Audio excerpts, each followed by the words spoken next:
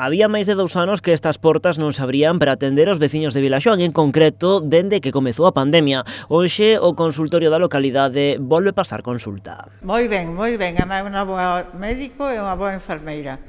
Con lo cual estamos moi contentos porque estamos máis cerquiña. Estoy contenta porque a mí me queda a mano y para los vecinos de aquí de Villajuán pues también todos lo pedimos para que viniera y ahora estamos moi contentos, claro que sí. Unha boa nova para os veciños que agora poderán ser atendidos pola doutora ao lado da casa sen ter que desplazarse a Vilagarcía como nos últimos 2 anos e medio. Teñamos que ir a Vilagarcía non é lonxe, con lo cual moi ben, esperemos que te asado ben. O Concello de Vilagarcía tamén celebra que o consultorio volva a estar en marcha. Era un recurso sanitario que tiñan os veciños e veciñas de Vilaxoán para acudir para unha consulta.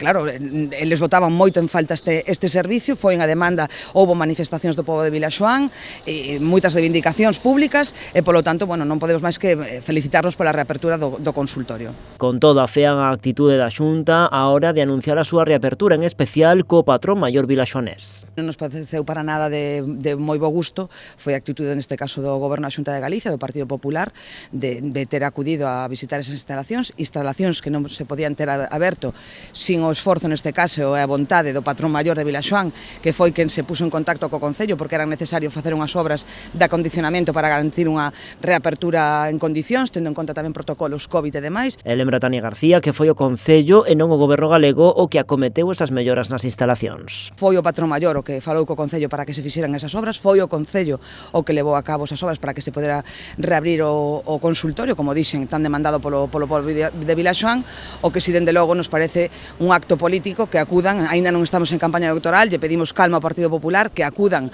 a unha instalación que non é súa, que nin siquiera tiveron a deferencia de convidar ao propio patrón maior de Vilaxoán, nin ao Concello de Vilagarcía, que somos os máximos representantes da cidadanía. A reapertura do consultorio crea unha nova situación co traslado da doutora aquí son os pacientes de San Roque os que se teñen que chegar agora ata Vilaxoán, unha situación que se prolongará no tempo en que o seu cupo de pacientes non se distribúa polo resto de médicos que hai no principal ambulatorio da cidade.